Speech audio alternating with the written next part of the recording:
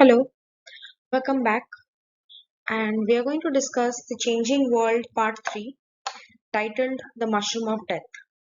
This has been prescribed for CHSE Alternative English students. Right, so let's begin with the text, and I have simplified it into points. So, the text exactly talks about or gives us a foresight or an insight as to what can happen if a nuclear bomb was to explode. We already know the devastation caused by the atomic bombings at Hiroshima and Nagasaki. हमें पता है कि destruction किस level पे हुआ था. Plants, animals, water system, human beings, environment, structures, everything was destroyed. आज तक even if people have been resilient, even if people have turned ऐसा चल रहा है वहां पे जैसे नॉर्मल लाइफ हो, लेकिन आज तक वो न्यूक्लियर रेडिएशन का एग्जिस्टेंस आज तक है, क्योंकि there are cases of mutation, genetic mutation, handicapped babies being born, and cancer spreading into the biological cells of the people living in that area. ठीक है, तो यहाँ पे जो राइटर है ही इज सेइंग कि एटॉमिक बॉम्बिंग तो हमने देख लिए, अब न्यूक्लियर बॉम्बिंग अगर होगा तो कैसे होगा. न्यूक्लियर बॉम्बिंग और एटॉमिक बॉम्बिंग का कुछ सिमिलैरिटीज है, वो है that kind of explosion that happens. Okay, तो पहले हम देख लेते हैं कि एटॉमिक बॉम्बिंग जब हुआ हिरोशिमा और नागासाकी पे, तो वो ज्योग्राफिकली लिमिटेड था. यानी कि जब हिरोशिमा पे हुआ तो Hiroshima was only affected, Nagasaki पे हुआ तो Nagasaki was only affected majorly.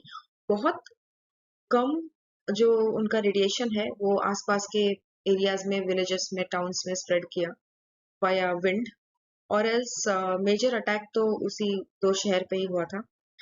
और जब हुआ उन पे अटैक, तो हालांकि अमेरिका ने ही अटैक किया था, लेकिन उसके बाद डिवेस्टेशन को देख के and when people surrendered, you know, the forces surrendered in world war 2, तब इमीडिएटली बाहर से हेल्प आ गया. ठीक है, मतलब डैमेजेस तो हो गया था, लेकिन हेल्प भी आया. अब ये जो राइटर है वो ये कह रहे हैं कि अगर न्यूक्लियर बॉम्बिंग होता है तो हेल्प आने का कोई संभावना ही नहीं है, क्योंकि हिरोशिमा और नागासाकी की तरह that won't be geographically limited. Nuclear bombing will encompass the entire world. Okay, और न्यूक्लियर वेपन्स पोजेस करना एक इलीगल माना जाता है, अनऑथराइज्ड है, लेकिन आज भी बहुत से ऐसे कंट्रीज हैं जो कि सीक्रेट वे में अपना न्यूक्लियर रिसर्च कर रहे हैं, न्यूक्लियर वेपन्स बना के सीक्रेटली अपने कंट्री के अंदर अंडरग्राउंड स्टोर कर रहे हैं. राइट नाउ, क्या होता है जब एक न्यूक्लियर एक्सप्लोजन होता है? सो एटॉमिक बॉम्बिंग की तरह आप पिक्चर्स देखे होंगे, हिरोशिमा और नागासाकी का मशरूम क्लाउड आप देखे होंगे. तो क्या होता है कि जब वो बॉम्ब गिरता है, बॉम्ब गिरता है and very close to the surface, land surface के क्लोज क्लोज, यानी कि पूरा वो उतना क्लोज नहीं कि हम देख सकते हैं, आंखों के ये इतना पास भी नहीं, but still let's talk about 20-30 kilometres. तो वहां जो बर्स्ट करता है ना, तो एक फ्लेम की तरह मशरूम शेप का एक क्लाउड बनता है. ओके, जाइगेंटिक क्लाउड, और उस क्लाउड में जो टेम्परेचर होता है that is million degree Celsius, समझ लो. ओके, एंड वो क्लाउड ऐसे जब एयर कन्वेक्शन की तरह ऊपर उठता है and then it cools down ना, it covers a large area, and the area that it covers, all that area gets affected by radiation. ठीक है, एक शीट की तरह वहां बैठ जाता है, एक एटमोस्फेयर बन जाता है, एक रेडिएशन का एटमोस्फेयर बन जाता है. ओके, एंड देन जहां पे बॉम्ब फटता है एक शॉक वेव क्रिएट होता है. शॉक वेव यानी कि एक सपोज एक पॉन्ड है, और पॉन्ड के बीचों बीच आप एक स्टोन फेंकते हो तो रिपल्स क्रिएट होते हैं.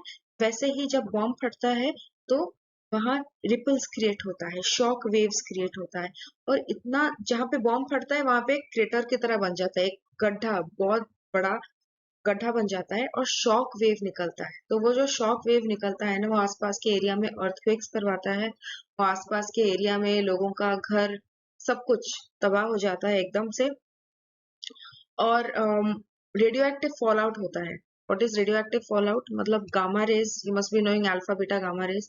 तो गामा रेज काफी डेंजरस होता है, जो कि पेनिट्रेट करता है स्किन के अंदर, वही हर जगह गिरता है। और imagine an enemy which you can not see, कि गामा रेज इनविजिबल है, रेडिएशन इनविजिबल होता है ना, तो गामा रेज इनविजिबल है एंड आपको कुछ लगेगा नहीं, मतलब आप दूर में भी होंगे ना, बहुत दूर, और रेडियो एक्टिव एलिमेंट्स आके आपके स्किन के ऊपर गिरेंगे, आपको दिखेगा नहीं। वो तो बहुत सालों के बाद when you will start suffering from diseases you will realise कि ओके, कनेक्शन वहां से था। Okay, right. फिर thermal pulse of a fireball can ignite fires over a large area. Thermal pulse क्या होता है? जैसे एक हार्ट बीट का धक धक होता है ना, वो पल्स हम देखते हैं, उसी तरह जो फायरबॉल होता है ना, when that fireball spreads out, fireball यानी कि हम मशरूम क्लाउड की बात कर रहे हैं, when the cloud spreads out, तो कॉमेट्स की तरह जो आग के गोले हैं वो निकल के पड़ते हैं, and that causes massive fire everywhere.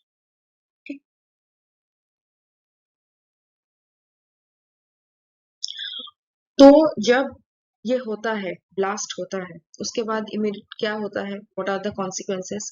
पहला तो architectural structures will get affected, आपकी historical structure, heritage structure, architecture, जितना भी आप उसको अर्थक्वेक प्रूफ, फायर प्रूफ, ये प्रूफ, वो प्रूफ कर लो, फिर भी it will get destroyed. Plants will get affected, human beings will get affected, animals will get affected, water will get affected, ठीक है। और स्मोक सिटीज के ऊपर एक काला, like a bed sheet, like a thin black bed sheet, एक smoke sheet cover होके रहेगा over the cities, right? And वो जो smoke है ना, वो upper layer of atmosphere के साथ एकदम एक sheet के तरह पूरा उस एरिया पे, पूरा उस जगह पे, लार्ज एरिया पे वो कवर करके रहेगा। इतना उसका हेवीनेस होगा कि रेडिएशन, सन रेज अंदर पेनिट्रेट नहीं कर सकते। जब सन रेज आपके वो शीट को, एटमॉस्फेयर में जो काला शीट बन चुका है, वो शीट को जब पेनिट्रेट करके अंदर नहीं आ सकता, when the sun rays cannot penetrate that atmosphere like sheet and come down or fall on the surface of earth, तो फिर अर्थ का टेम्परेचर ड्रास्टिकली रिड्यूस हो जाता है। आपने पढ़ा है ना पहले कि एटमॉस्फेयर की वजह से अर्थ का जो टेम्परेचर है वो बैलेंस होके रहता है। अब इमेजिन करो उसी एटमॉस्फेयर के पास एक ब्लैक शीट जैसा कुछ कवर हुआ होगा, and that is going to prevent the sun's rays from entering into the atmosphere, from falling on the earth surface. और जब सन का रेज, सन वो धूप ही नहीं पहुंचेगा, तो अर्थ का जो टेम्परेचर है that will reduce drastically. Okay, और जब वो रिडक्शन होगा ना टेम्परेचर, तो अर्थ पे जो एनिमल्स है, प्लांट लाइफ है, एक्वाटिक लाइफ है, ओशन लाइफ है, everything will get affected. Rainfall pattern भी थोड़ा थोड़ा क्या, बहुत ज्यादा उनका प्रॉब्लम हो रेनफॉल पैटर्न का, ठीक है। ड्रॉट्स, फमाइंस होगा, कहीं पे कुछ बारिश होगा तो हो ही रहा होगा, कहीं पे बारिश होगा तो बंद हो जा रहा होगा। There are even chances of acid rain being happening. And then वो जो रेडियो एक्टिव फॉल आउट है, रेडिएशन होता है, that causes cancer, that causes gene mutation.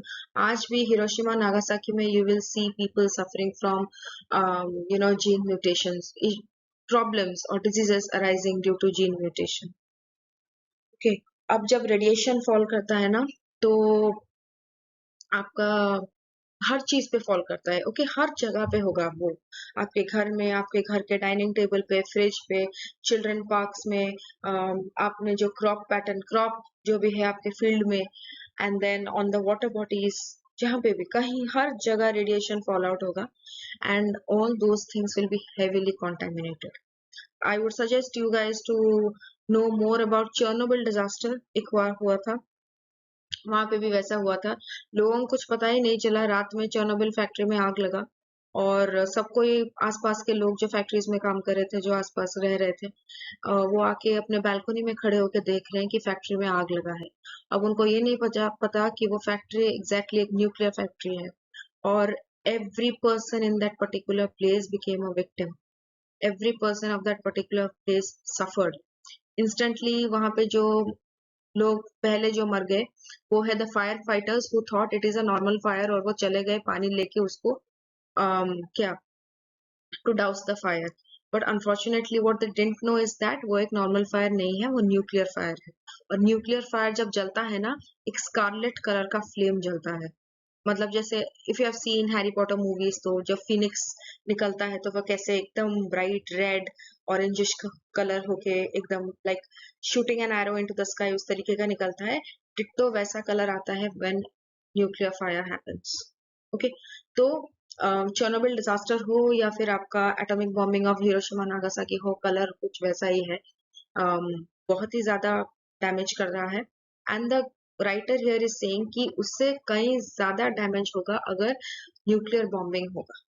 Okay, तो आपका food resources will get affected, water resources will get affected, plants वो आप देखोगे अचानक से सब मर जाएंगे. क्यों मरेंगे? क्योंकि अगर ह्यूमंस रेडिएशन को सह नहीं पाएंगे तो प्लांट्स कैसे सहेंगे. okay?